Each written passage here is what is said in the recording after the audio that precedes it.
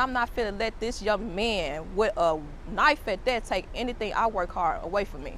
This is Sierra Jameson, a 30-year-old single mother and phlebotomist from Chicago's South Side, who would be found strangled to death in her own garage on September 18, 2023. I found my daughter's body laid out on the ground. And so I had started crying over her. My sister didn't deserve to die the way that she did. She didn't deserve to go out like that. The man responsible was someone she'd known for a decade and recently started dating. But before we get into how a seemingly trusted friend became her killer, let me take you back to where their paths crossed and reveal the 6 red flags that were hiding in plain sight. Sierra Jameson wasn't just surviving in Chicago. She was actively building something meaningful. As a phlebotomist working toward nursing school, she spent her days drawing blood for medical tests while dreaming of a bigger future that would provide better opportunities for her family. But her real focus was always her 6-year-old son, a child living with autism who'd already undergone open heart surgery. She was his primary caregiver, constantly juggling his medical needs with her career ambitions and personal goals while refusing to let either suffer. She lived in the greater Grand Crossing neighborhood with her mother Alice, her brother, sister, and Aunt Sadina in a rented home. Sierra had just celebrated her 30th birthday that September. Say hello. Where you at,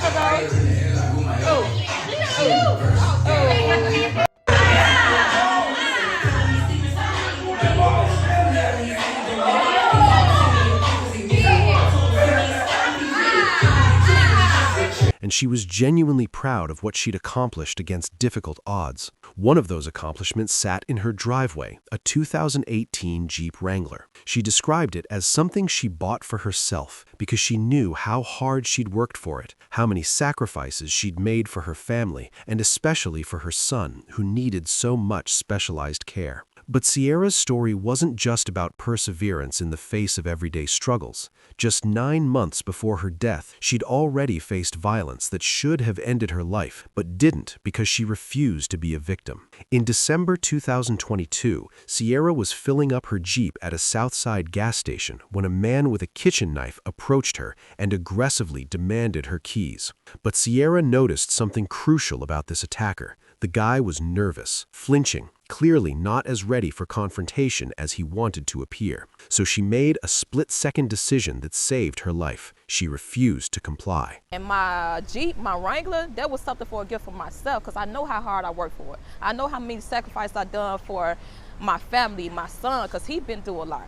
2 women nearby saw what was happening and immediately jumped into action rather than looking the other way. One of them ran to her car and grabbed a bat from her trunk, handing it to Sierra. Sierra used that bat to fight off her attacker in broad daylight until he finally gave up and ran away empty-handed. She later found out through police that this man had spent hours at that gas station, deliberately scouting for what he called a perfect victim. He was specifically targeting young black women, making the racist and sexist assumption that they'd be too vulnerable or scared to fight back. Sierra had other thoughts about that assumption. And I'm not finna let this young man with a knife at that take anything I work hard away from me.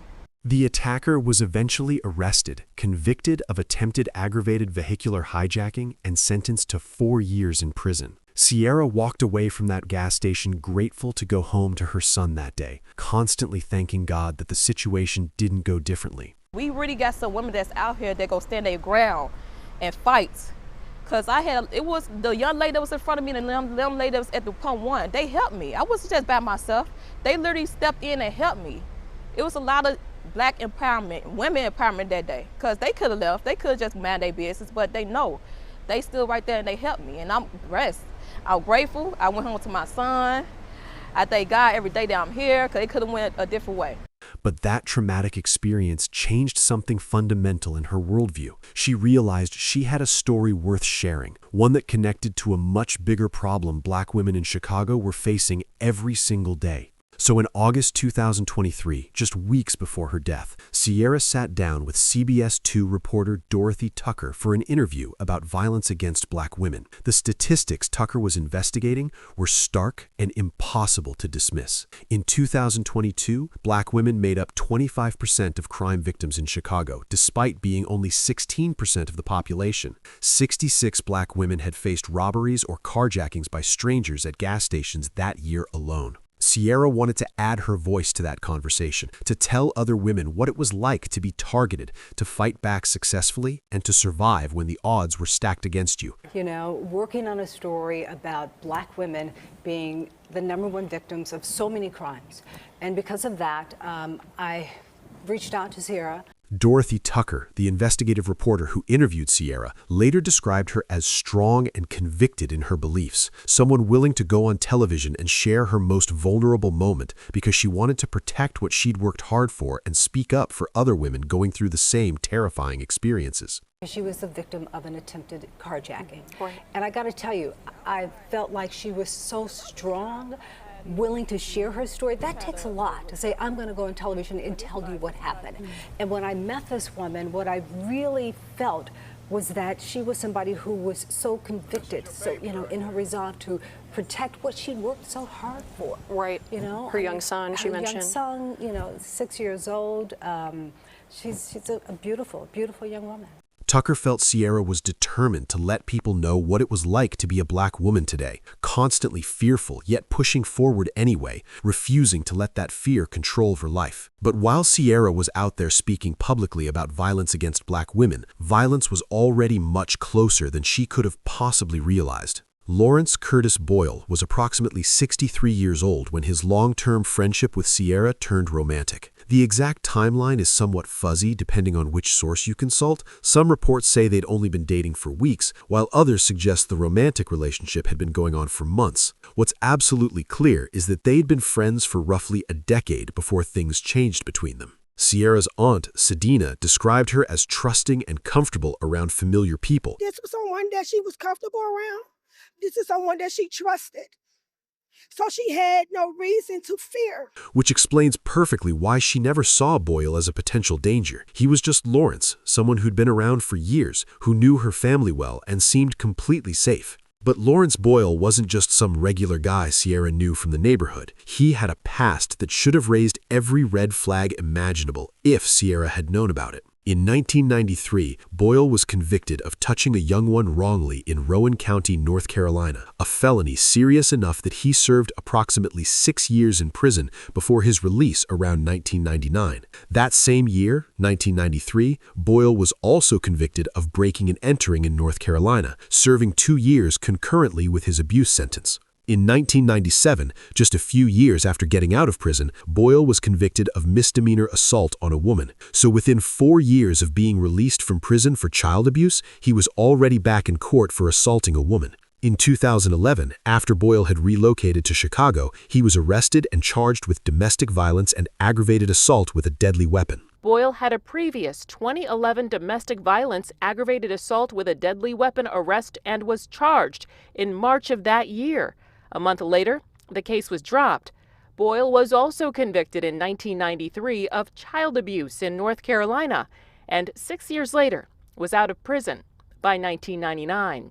In court, it was also revealed Boyle served 2 years for breaking and entering in the North Carolina Department of Corrections and had a 1997 misdemeanor conviction for assault on a woman. Now here's where the justice system failed spectacularly and likely cost Sierra her life. Those charges were dropped just 1 month later. No clear explanation appears in the public records about why prosecutors abandoned the case, but the pattern is crystal clear regardless. Boyle had been escalating his violence for years, moving from abuse to assaulting women to domestic violence involving a deadly weapon. Despite this horrific criminal history, Boyle maintained what appeared to be a stable, routine life, working as a machine operator at a foam cup and container manufacturing company for about 7 years. Coworkers probably thought he was just a regular guy showing up to work every day and doing his job, while behind closed doors he was terrorizing partners and family members. According to prosecutors, there had been an incident just weeks before Sierra's murder where she allegedly pointed a weapon at Boyle. While this incident wasn't verified in court and may have been fabricated by Boyle to support his defense, if it actually happened, it suggests the relationship had already turned dangerously violent and volatile.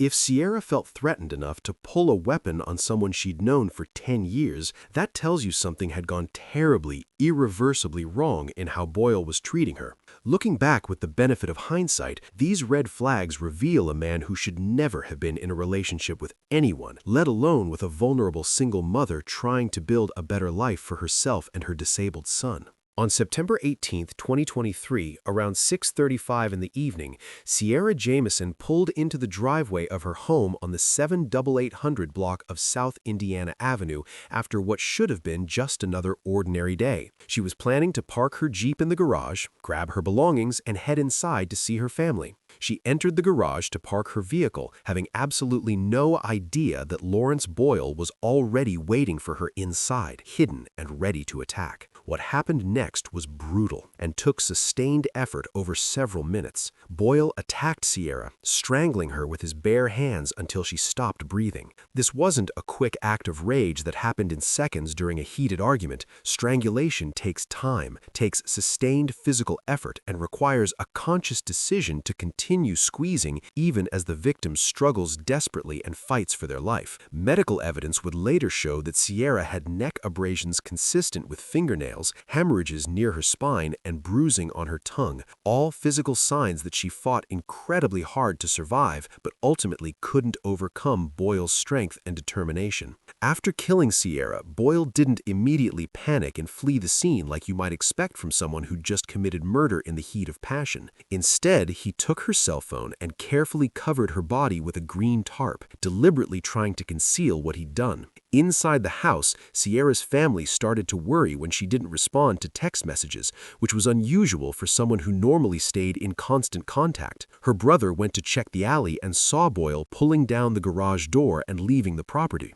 When the brother asked Boyle about Sierra's phone, Boyle claimed Sierra had thrown it at him during a fight and then stormed off to go to the store. It was a calculated lie designed to buy him even more time to get away and potentially establish an alibi. Sierra's sister looked through a window and spotted the Jeep still parked in the garage. That's when real panic set in among the family members, because if Sierra's car was there, but Sierra wasn't answering her phone, something was very wrong. Around 7:30 that evening, Sierra's mother Alice entered the garage and found her daughter's body under the green tarp. The sister immediately flagged down police officers who happened to be nearby. The search is on this morning for the person who killed a 30-year-old Chicago woman.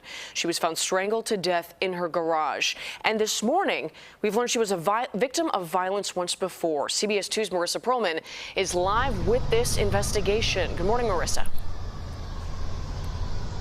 Good morning, Maria. Family telling us that this young woman celebrated her 30th birthday just days ago, and it was actually this young woman's mother who was the first person to find her body inside that garage.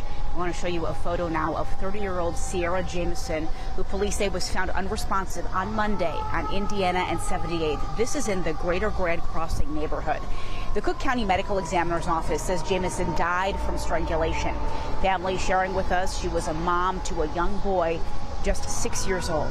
Now, in a rare coincidence, CBS 2 investigator Dorothy Tucker interviewed Jamison just last month about violence against black women in our community. She was a recent victim of an attempted carjacking. She shared how other women came to help her in that moment. We really got some women that's out here that go stand their ground and fight. Cause it was the young lady that was in front of me and them lady that was at the pump one. They helped me. I wasn't just by myself. They literally stepped in and helped me. It was a lot of black empowerment, women empowerment that day. Cause they could have left. They could have just mind their business, but they know. They still right there and they helped me, and I'm blessed. I'm grateful. I went home to my son. I thank God every day that I'm here, cause it could have went a different way. So eerie to hear this young woman's voice just about a month before this all happened. Now, as of this morning, we checked in with Chicago police. They wouldn't confirm whether there was a person of interest in this case. Again, no one is in custody. What Boyle did next is what seals his guilt beyond any reasonable doubt in the minds of anyone paying attention. Shortly after killing Sierra, he called his ex-wife and admitted that he had strangled Sierra to death. He called because he needed to tell someone what he'd done, possibly to justify it to himself, possibly to start building his defense strategy before police caught up with him. A woman found strangled in a garage. She was found in the 7800 block of South Indiana. NBC5's Regina Waldrop joins us now live with the very latest on this case. Regina? Allison, at this hour, detectives are still investigating, but the woman's family tells me they believe they know who did this, and they've shared that information with police. At this hour, again, no one arrested, but the family's hoping, they're praying tonight that an arrest is made soon. A 30th birthday bash for Sierra, the woman who held her family together. And right now, that family's laser focused on bringing her killer to justice. And I have to arrange a funeral for my daughter. I'm trying to hold it together. Monday night, just after 6:30, Alice Jamison made a horrifying discovery in her daughter's garage in the 7800 block of Indiana. I found my daughter's body laid out on the ground. And so I had started crying over her. I'm like, Sierra, Sierra, Sierra. Alice says she tried CPR, but it was too late. The cause of death, according to the Cook County Medical Examiner's Office, strangulation. I can't just wrap my man around it. And I can still see her in this garage, and I can't deal. I'm really hurting right now. My sister didn't deserve to die the way that she did. She didn't deserve to go out like that. Taisha Jamison is Sierra's little sister. She was a hard-working woman, a good mother, a good sister, a good niece. Sierra worked as a phlebotomist and was about to start nursing school. She leaves behind a 6-year-old son and countless others who loved her. And now my grandson don't have a mother. And he don't know what's going on yet. Right. And he been asking for her. Look at this face. What does this face? It tells all. It tells all.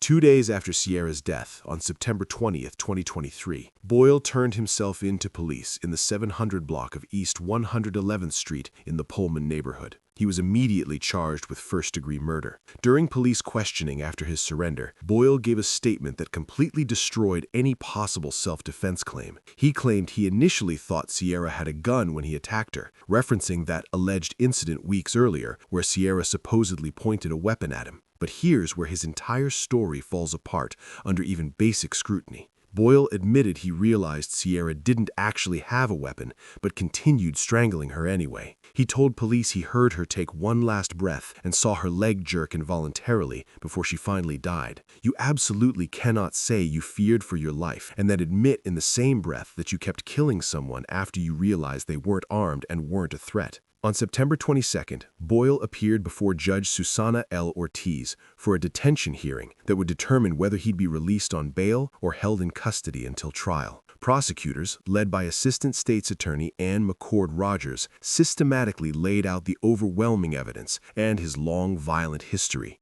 Boyle's public defender, Joseph Crawford, tried to argue self-defense, bringing up that alleged prior incident where Sierra supposedly threatened him with a weapon, but Judge Ortiz wasn't having any of it. She called Boyle's claims self-serving and noted there was zero evidence that Sierra was armed when she was killed. The judge ordered Boyle held without bail, citing both the extreme brutality of the crime and his extensive documented history of violence against women and children. A man has been found guilty in the of a woman found dead in her garage. On Thursday, a jury found 65-year-old Lawrence Boyle guilty on 2 counts of first-degree murder in the death of 30-year-old Sierra Jamison. Jamison was found strangled to death in September 2023 in Grand Crossing. Prosecutors said Jamison and Boyle were in a romantic relationship. Before her death, our investigators interviewed Jamison about a story on how black women are more often targeted for certain crimes. Jamison had been the victim of an attempted carjacking in 2022.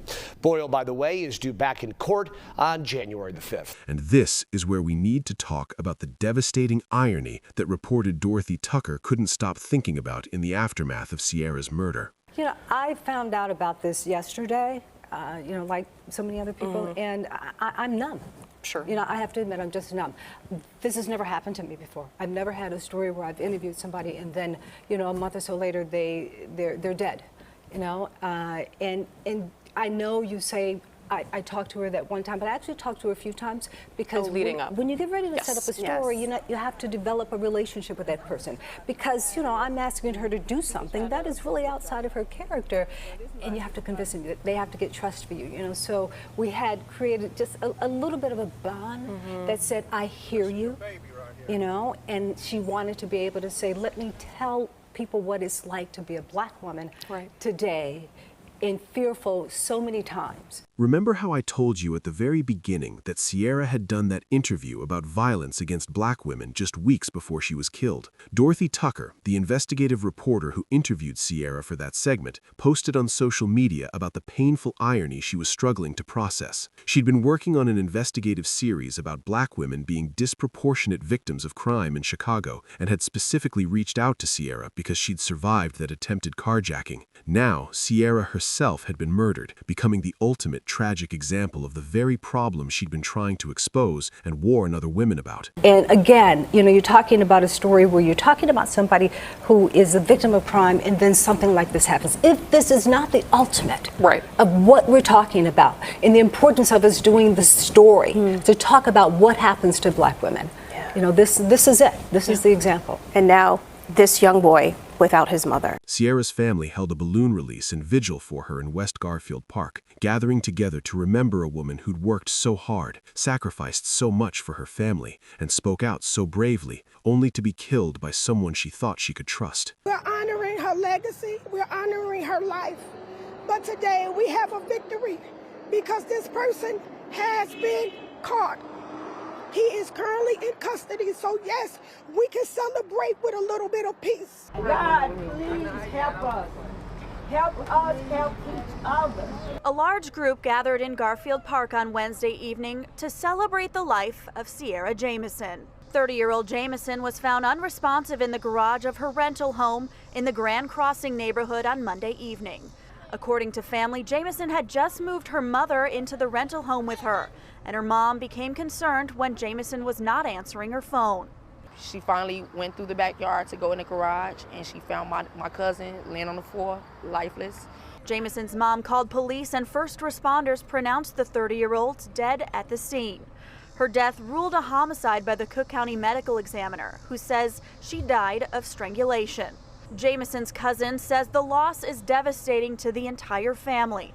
The young mother leaves behind a 6-year-old boy who will now be cared for by his grandmother. He truly took a gift from God away from us, and it's beyond sad. The family also set up a GoFundMe campaign to raise money for Sierra's son, knowing he'd face a lifetime of extraordinary expenses related to his autism diagnosis and ongoing medical needs. It took more than 2 years, but on December 13, 2025, a jury in Cook County Circuit Court delivered their verdict after carefully reviewing all the evidence presented during trial. Lawrence Curtis Boyle, now 65 years old, was found guilty on 2 counts of first-degree murder in the strangling death of Sierra Jamison. 2 counts of first-degree murder might seem redundant to people unfamiliar with criminal law, but under Illinois statutes, prosecutors can charge someone with multiple counts based on different legal theories. 1 count likely represented intentional murder, specifically the fact that Boyle deliberately strangled Sierra until she died. The other count probably represented felony murder, meaning Sierra died during the commission of another felony, like battery or aggravated assault. Both counts stuck because the evidence was overwhelming and pointed to the same horrifying conclusion from every angle. A pre-sentencing hearing was scheduled on January 5, 2026, where Boyle's attorneys could file various motions before the final sentencing hearing. As of today, no public records detail the actual sentencing outcome, though under Illinois law, first-degree murder carries a mandatory sentence of 20 to 60 years in prison, potentially extended to 60 to 100 years, or even natural life if aggravating factors like prior violence are present. Given Boyle's age and his documented criminal history stretching back decades, he'll likely spend whatever remains of his life behind bars, never again able to harm another woman. Sierra Jamison's murder isn't an isolated incident, and understanding that broader context makes her case even more devastating when you realize how common this pattern actually is. Just 2 years before Sierra's murder, in August 2021, Michelle Avon, a 48-year-old black bank executive in Reseda, California, was beaten and strangled to death by her ex-boyfriend, Anthony Dwayne Turner. The similarities between Michelle's case and Sierra's are absolutely chilling and reveal just how common this particular type of violence has become. Michelle was a senior vice president at Bank of America, highly accomplished in public policy and community affairs, widely known for her leadership abilities and her advocacy work on behalf of underserved communities. Like Sierra, she was a divorced mother successfully balancing professional achievement with family commitments, doing everything society tells women they should do to build safe, stable, independent lives. Michelle met Turner at a professional networking event in 2015, and what started as colleagues connecting at an industry function eventually turned into a romantic relationship that both kept relatively quiet from their professional circles. Turner, who was 52 at the time of Michelle's murder, was himself a former banking executive, which meant Michelle had even more reason to believe she could trust him completely. They shared the same professional world, understood each other's demanding careers, and moved in similar social circles where everyone seemed successful and stable. But beneath that polished exterior, prosecutors would later argue that Turner was fundamentally controlling and abusive, using what he claimed was a consensual BDSM relationship to mask escalating violence that Michelle had been documenting in her personal journals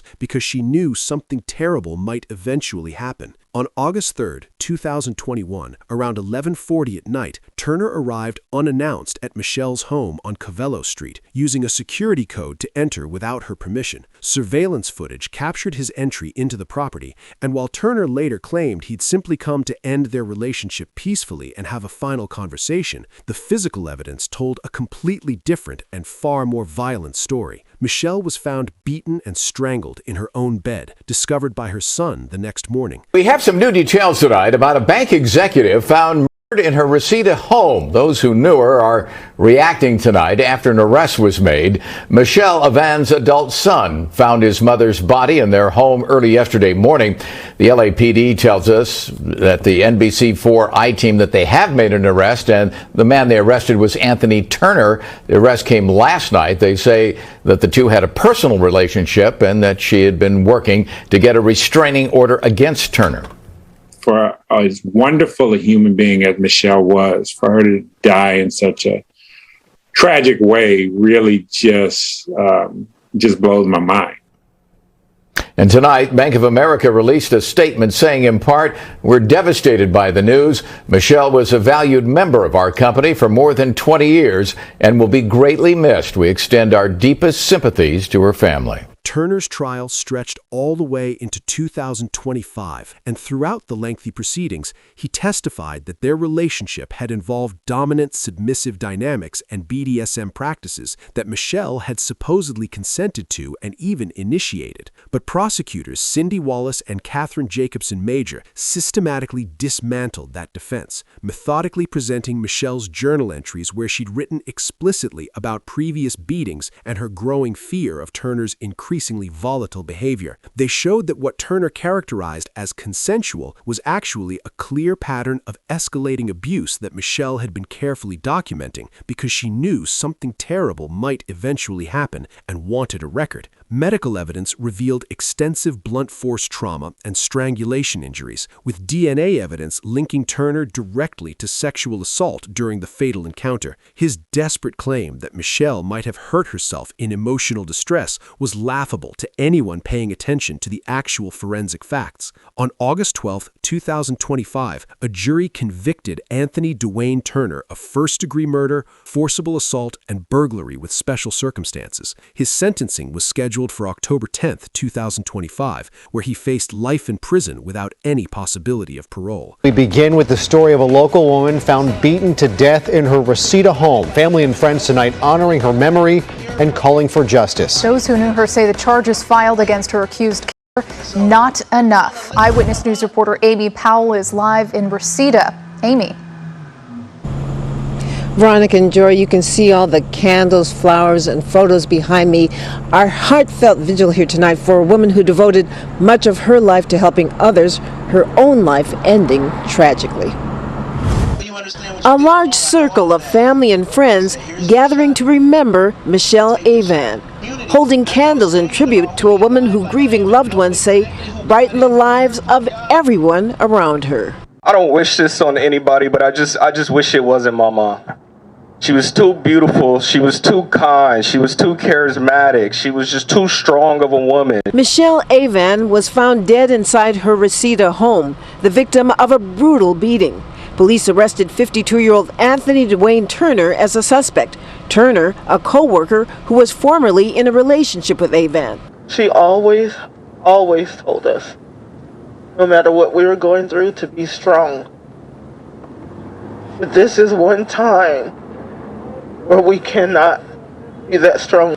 The 48-year-old mother was a highly respected businesswoman, praised for mentoring others. She recently took a job with Bank of America, supporting women and underrepresented groups. Her physical body isn't here with us anymore. And it just breaks my heart because she was my best friend. In the name of Michelle Avan, will never be forgotten.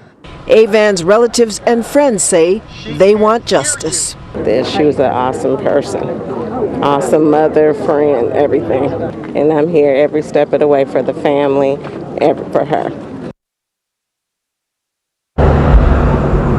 Again, the family and their many supporters and friends saying they want the killer brought to justice. The parallels between Michelle Avan's murder and Sierra Jameson's murder reveal a pattern that should genuinely terrify every woman in America, regardless of race, class, or education level. When someone puts their hands around your neck and squeezes, they're not just being aggressive or losing control in that moment. They're practicing for murder, whether they consciously realize it or not. Sierra's case also exposes how criminal justice systems consistently fail to protect women from repeat offenders until those women end up dead and it's too late to save them. Remember that 2011 domestic violence charge against Boyle that prosecutors inexplicably dropped after just 1 month? What if they'd pursued that case aggressively instead of letting it disappear? What if Boyle had served significant time and been required to complete intensive domestic violence intervention programs? What if there had been a system in place that automatically flagged him as a high-risk offender whenever he started a new relationship? What if Sierra had been able to easily access his full criminal history before their friendship turned romantic? Would she still be alive today, watching her son grow up and celebrating her achievements? Let me know what you think in the comments section. Click on one of the cards on your screen to see more videos like this.